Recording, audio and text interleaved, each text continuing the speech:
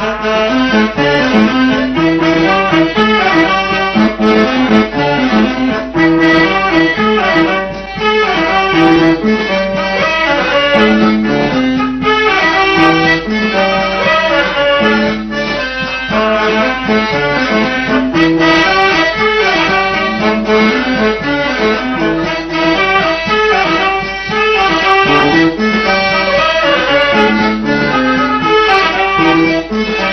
الله الرحمن الرحيم. السلام عليكم ورحمة الله تعالى وبركاته. وأنا ونكسن داود يال دمانتين بكل صوت هذا البرنامج خصوصا صندوق لحرية اسمها مامور الجوازيرة دلك الصومالية ومرمي ودن به السوكر دين مرمي مارين تقدم به سفر واقص مامور الجوالات مدحك نقنايا دكتور بدن وأبدا دكتور بجوك الصوماليات برنامج كاسي أيام ذكر قدمنا حرونتها تلفزيون يونيفرسال مقالة مقدشو وحنا إلى قيب قلي يحل بنا كم إذا برلمان كميل جار كي صوماليا دي أكسر بالله كمديك حل بنا عبد الله عبد بود صدق عليه حل بنا عبد الله مجن بود يصدق عليه حل بنا علي حسن دير حل بنا نور مكان عبدي صدق عليه حل بنا أحمد محمد والله يقان أحمد وقاس لما أنت مركو روح تصل واتان تلفزيون في يونيفرسال وقررنا بالعنقوب باللابو لكن بدينا تصل باللابو عبد الله بود تصل حلبان تلفزيون في يونيفرسال ويد مرة وضع سعتي سلا هي حارة ضغط الصومالية مثلا هذا يعلمها مع المسلمين ضغط الصومالي هاي جبتي بدينا يسوق في شيء واسدة أركيد مدرسة برلمان كرماس الحديث. بسم الله الرحمن الرحيم. arrimaha maamul goboleedyada sida dastuurka uu qabo si aan ahayn bay u socdaan sida dastuurka uu qabo maamul goboleedyadu waa in ay abaabulaan oo agaasimaan oo ka shaqeeyaan dawladda dhexe waxaan dawladda dhexe ka shaqeynin baa hadda ka socdo oo dibadda laga soo abaabulaya waxayna keenaysaa fawdo iyo burbur hor leh oo aan xal loo heli karin nin walba degmadii iyo tuuladii uu waa ku dhashay oo 25 sano ka hor ama 20 sano ka hor aqoon jiray ayuu asagoo dibadda jooga wuxuu yiri maamul baan u ahay madaxweyne u ahay waa mas'uuliyadeedan qaadahaya waa arrin fawda ah weeye oo Soomaalida waxyaabaha caqabada ku qarannimadii iyo jiritaankii dawladnimo wax looga hortagayo lidku ah inay tahay baan u arkaan waa arrintaas way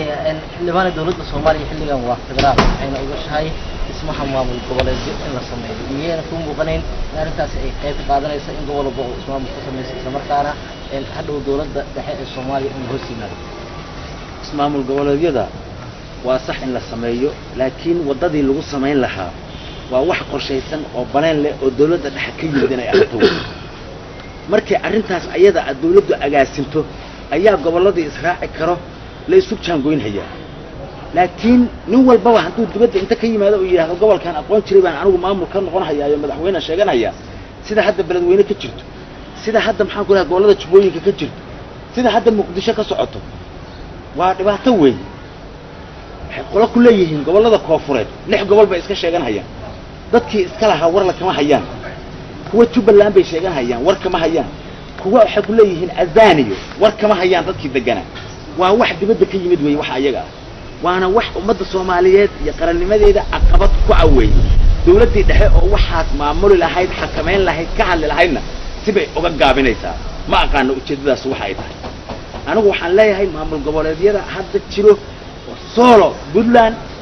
waqooyi galbeed sida galmudug oo kale galmudug waa magaalo barkeed weyn gaalkacyo dhinacna waxa xukumaha Puntland dhinacna waxa xukumaha galmudug وهل مجالة ومدي شوفتي كان قيب سما يساهل ومعناها وحيابها الصومالي وأي دباسة وكسر والضوي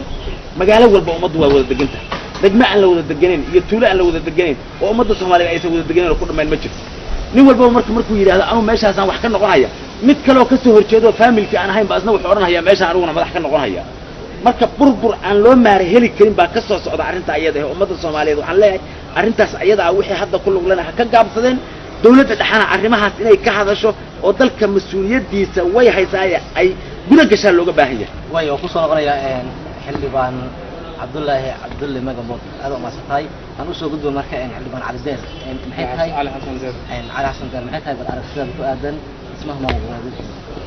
arrinta ku aadan ismaha maamul goboleedyada horta hadda siday u socdaan waa si aan sharciga waafaqsanayn dhismaha maamul goboleedyada waxa weeye inay dawladda ku meel gaarka dawladda dhexe ay wax ka soo dhisto ayada ayaa inay u dejiso inta israacayso inta gobolo israacayso inta israaci karto qorshaha in ayada dejiso ayay leedahay laakiin marka loo fiiriyo xildhibaan xaaladda maanta Soomaaliya dawladdii iyadaaba marka meelaha ay ka sariso haddii aan soo qadan tusaale magaalada Muqdisho oo joogno in kooban ay tahay dhexdeeda ayaa madaxdeeda isqabsanaysa qallaas ayaa jira oo xukuumadda mar jidaya miyaysan u muuqanin fursad haddii maamulada iyaga ay soo dhisayaan in loo kaabiyo oo waqti la siiyo taas ma siinayso chance in nin 20 sano ugu dambeysay dalka tuulo uu waa ku dhashay uu xaflad yar qabto oo hotel qadab ku sameeyo uu yiraahdo madaxweynahan u ahaa taas chance oo muuqanayso dawladdu la way dhisan yihiin hay'adaheeda siyaasadda way dhisan yihiin baarlamaanka wuu dhisan yahay xukuumadda way dhisan tahay madaxtooyaduna way dhisan tahay wayna qaban kartaa hawlahaas haddii loola yimaado laakiin sidaa xilligan fursad ay u haysaa in ay arrimahaas maarayso way u haysaa si fiican aad u haysaa waayahay waad maqlayseen xildhibaan nuur mataan cabdi doodii laba xildhibaan ay ka horeysay maxay kula tahay way bismillaahir rahmaanir rahiim horta aad u mahadsan tahay Universal arrintan maanta halkan uga hadlayno oo ku saabsan maamul goboleedyada horta sababta loo keenay Soomaaliya inay federaal noqoto sababta loo keenay in la ogaado loo baahan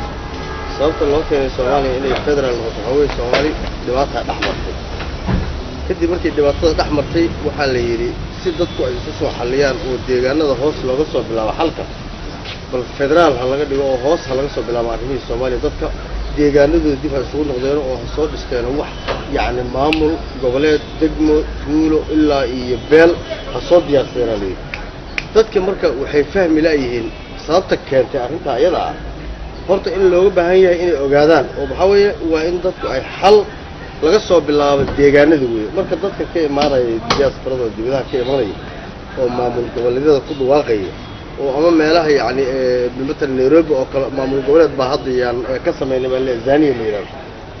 Zania أنا أدو حكي ما قبل كجذو يا كيمي إلا اللي حد قبل كجذو إلا تدور دقمو كتير شيء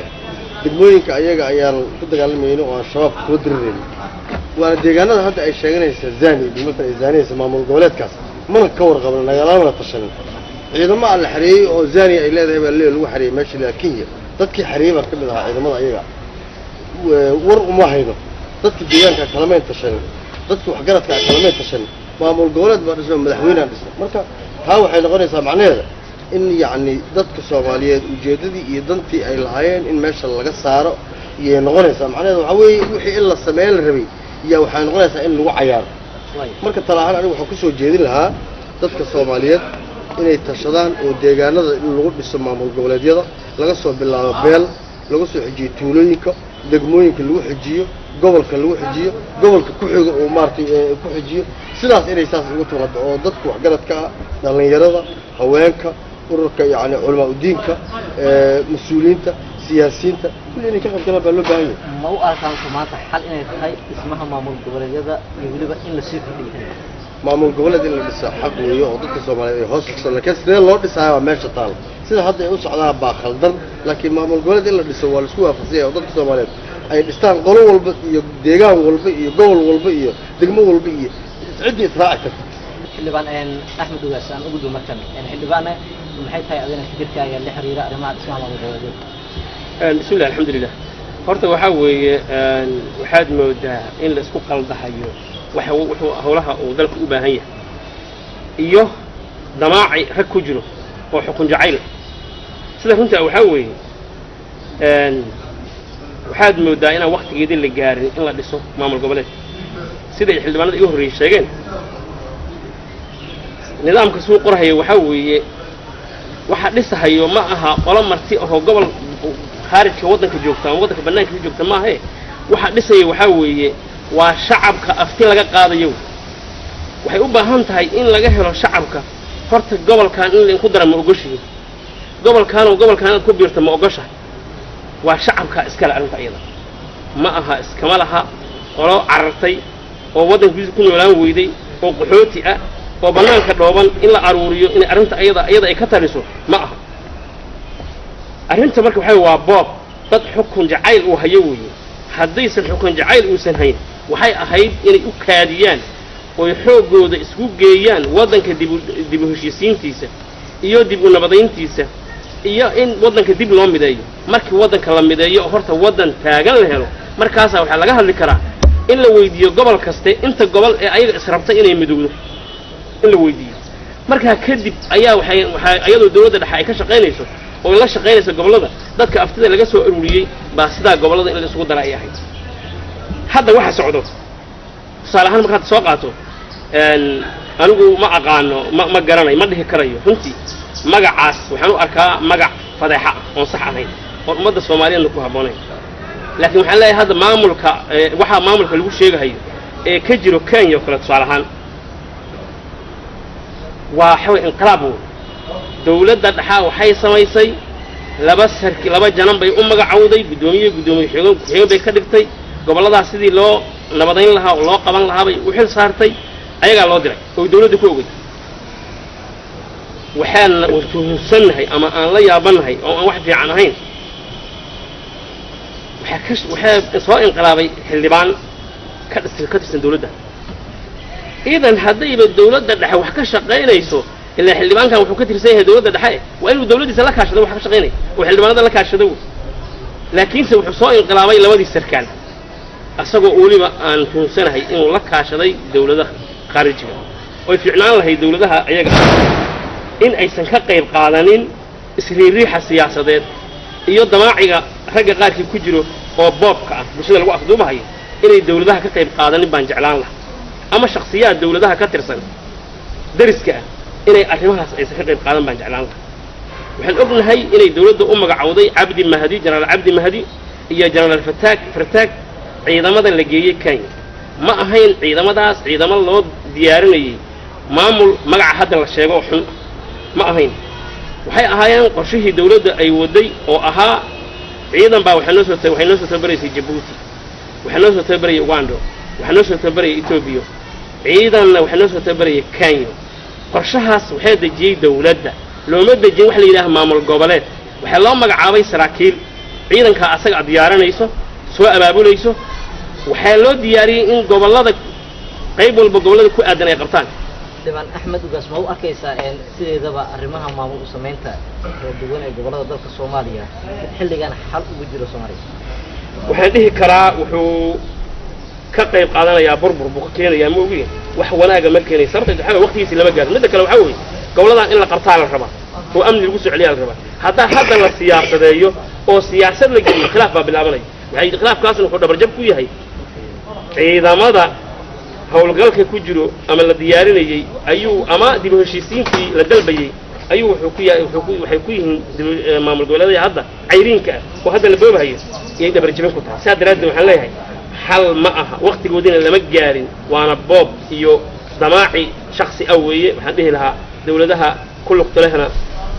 hana caawiyeenayaysan ka qayb qaadan burburka iyaga shaksiyaadka dawladaha ka tirsan oo ayaga dana gaara inay leeyihiin u malayn hayana hana caawiyeenayaysan burburka soomaaliya ka qayb qaadanin shaksiyaadka noocaas ah oo hadda ayaga aabulahaya maamul goboleedina waxaan leeyahay waalayaal waqtigeeda lama gaarin awoodiina dawladda ku garab istaaga ciidamada ku garab istaaga dabeedna u soo diyaariya markay dalka xoroobo dadka xoroobo in aad doorasho u soo istaagtaan saasaan ku talinay waayo aan markana u soo laabto xildhibaan bood wax badan baad la soo socotay xildhibaana xaaladda kala duwan iyo siyaasadeed ee dalka soomaaliya uu soo maray marka aan ku soo ururino maanta loo baahan yahay oo halka soomaaliya ma ka dhow yahay sideen ku ilaa sano ka hor ulahayn dawlad awood leh oo mid ah mase waxaa halka soomaaliya uu maanta ka dhow yahay in lagu mashquulo arrimahan maamul goboleedyada iyo in nasiibada bismillahi raxmaani raxiim horta waa runtaa 21 sano ka hor dawlad xoog lahaan ahayn afriko ama adduunko idilbo dawladda kuntan iyo afraad baan ahayn adduunka ugu xoog weyn afriko waxaanu caawino iyo waxaanu xoreynay ah inta dawladood oo afrikaana oo la haystay oo aanu xornimo siinay lama xisaabi karo inta ayagoo isdagaalamahaya aanu kala dhicinayna wax la xisaabi kara maaha afrikadii sidaas ahayd maanta waxay u cagatamaysaa soomaaliya siday u baabi'i lahayd oo dhulka u geli lahayd oo qof iyo dalba loo baabi'in lahaa bay u tartamaysaa maamul goboleedyadan aniga fakirka aan ka qabo wax qatar ku ah aayaha iyo jiritaanka ummadda Soomaaliyeed bay gabi ahaan Soomaaliya federaal ma noqon karto shacabkeedana cid weydiisay ma jiro awoodda dalku uu leeyahay ama sharciyeelan karaana waa midda shacabka weey shacabkaas maanta wax ka hadalsiiyay oo maxaad rabtaan yirina ma jiro illa ma shacabku xurriyad ay ku helaan waxaan la sheegayay ismaamul goboleed wax shaqayn kara midna ma laakiin shacabka inta wakiilka ah oo baarlamaanka ah annaga ka wakiil ah kaalintii shacabka aanu haynay waa gabnaa annagu shacabka kaalintii aanu haynay waan gabnay laakiin wali wada daaro baarlamaanka wali baarlamaan baan u sheeganaynaa xilkii wali waa haynaa magacii waa sheeganaynaa abaaraha ku habsaday wali anoo ka hadlayna ma wada arag colaadda ku daba dheeraatay anoo ka hadlayna ma wada arag waxa dadka iyo dalkii haysta anoo ka xanuunsanayna oo ka hadlayna ajada ka dhiganayna ma wada aragteen waad joogteen baarlamaanka maalin baad imaanayseen waxaan munaasib ahayn baan maalin walba oo baarlamaanka naloo keenaa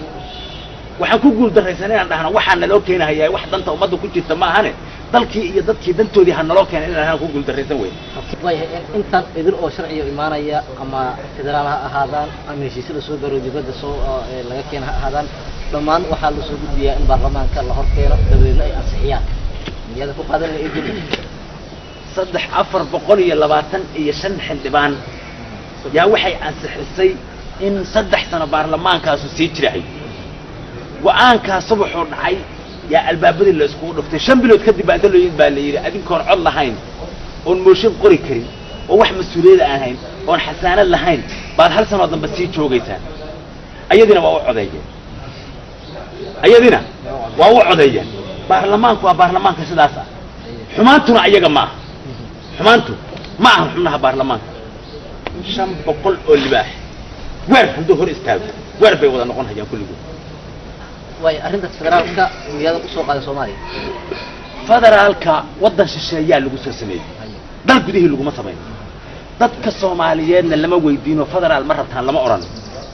dadka Soomaaliyeed abuuristoodaba federaal uma samaystaan gurigooda dawlad dhexe oo gumartoor Hargeysa u magacawdo Kismaayo u magacawdo Baydhabo u magacawdo iyo xarun dhaxo laga maamulo dalkaan iyo dadkaan u baahan yahay maxaa yeelay maxaan saa u leeyahay magaalo hal qabiil degan yahay ama laba qabiil degan tahay ama 3 qabiil degan yahay lama arkay degmo ayna Soomaaliya idinku idleen ma jiro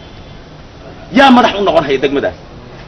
degmadaas iyo degmada ku xigtay xaggii xuduud looga dhigahay mama loo abuurin ba dadka kan loomana tumin in federaal ba ay noqdaan magaalo walba dad Soomaaliyeed Soomaali baa la baalay dalkii waa la wada degay waa la qaybsamay afarta baynijo Soomaaliyeed nin walba meeshu raba ka degay see loogu qayminayaa marka dadka dalka dawlad dhexe waxaan ahayn oo Soomaaliya ka shaqayn karto ama dalkaan u baahan yahay ma jirto waxaa ku qoran qoraalka qabyada ah sidoo kale in dawladda dhexe ay soo urursa cashuurada isla markaana si siman ay ugu qaybinayso maamul goboleedyada arrintaas maxay kula tahay aad isleedahay waa mid sax ah oo sida inuu tahay mase in gabi ahaanba la laalo oo aan lagu soo darin soo qabyada qoraysa Soomaaliland halkaasi taagan tahay waa go'day baa la leeyahay dawlad dhexe oo ka hadlaysa Soomaaliland wali ma jiro ma dhicin horta ma in la gooyaa lagu talagalay mase Soomaaliya inay ka mid tahay dastuurkaanse wax ma ku leedahay dastuurkan qabyada wax ma ku leedahay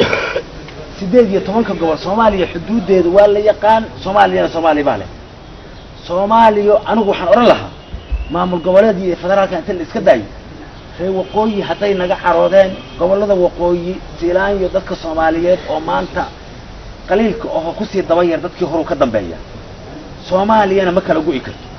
gobolada koonfureed iyo kuwa dhexe dadka ku nool waxaan ku talin lahaa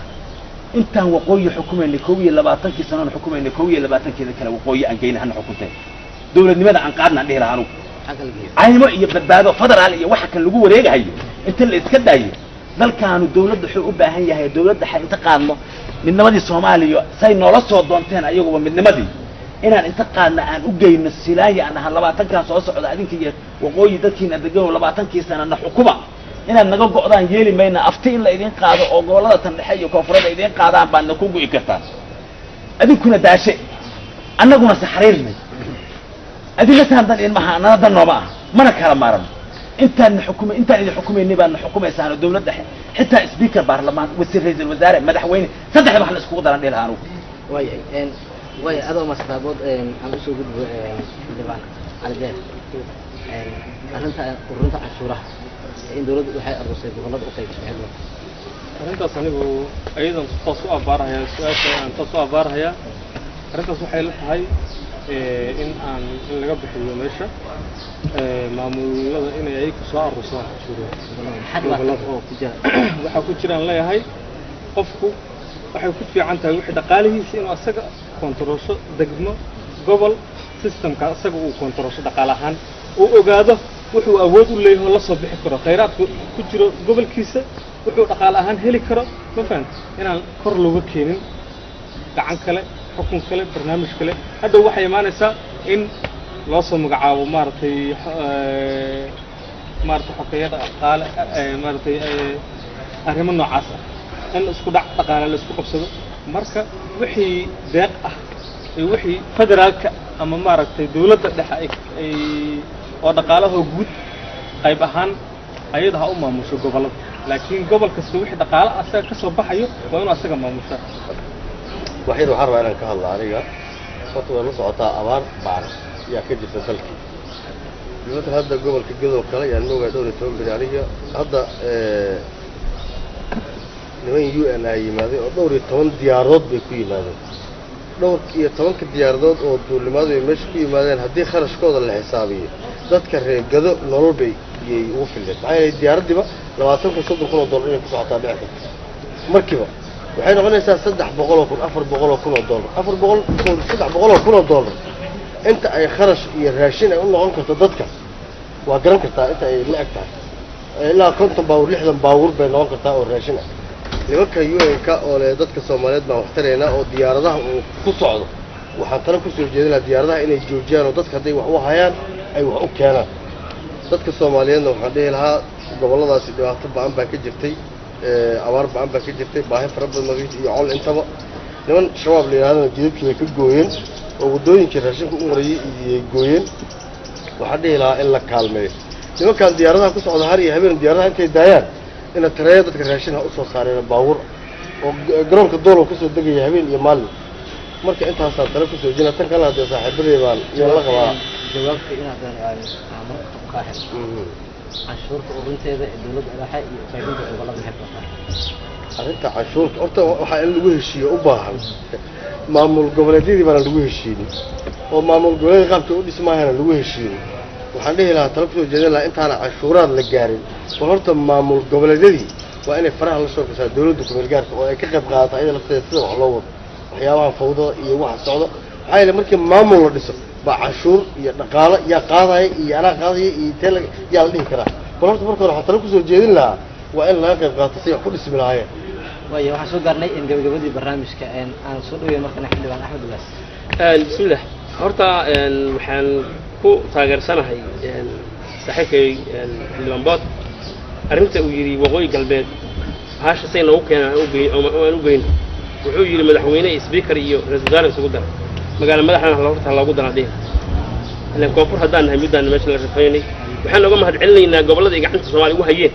inay amni ka dhigeen doorashana ay ka qabteen sax ah waa uga mahad celinaynaa waa dalkayaga waxay ka shaqeeyeen waa dalkayaga waxay qabteen waa dadkayaga waxay horumariyeen aad baan horta uga mahad celinaynaa waxaan leenahay marka waxa muuqato in ay koonfur inteeda kale ay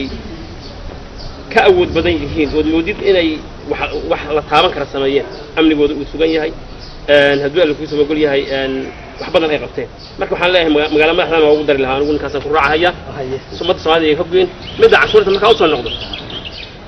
horta dawladda dhexe waxaan filayaa ma gaarsiisno awood hadda la yiraaho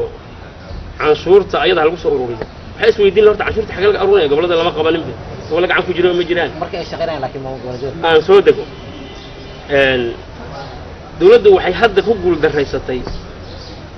dhaqaalaha magaca Soomaaliyeed ku yimaado ee dawladnimada ku yimaado ma dhaafo magaalada Muqdisho bal iska daayay ma dhaafo inta yar oo joogo waxay ku guuleysan laadahay ciidamadii ka dagaalamayay ama ciidamadii ka shaqeynayay iyo maamul goboleedyadii ama dadkii gobolada joogay in ay garato dawladdu in ay qayb ku leeyihiin waxa magaca dawladda ku imaanayo ee dhaqaalaha ee tababarada ah ee xitaa waxbarashada deeqda waxbarashada iskuulaadka ee yimid Muqdisho كأنما واحد مودا لبعتين كسنة إني مقدسات كذا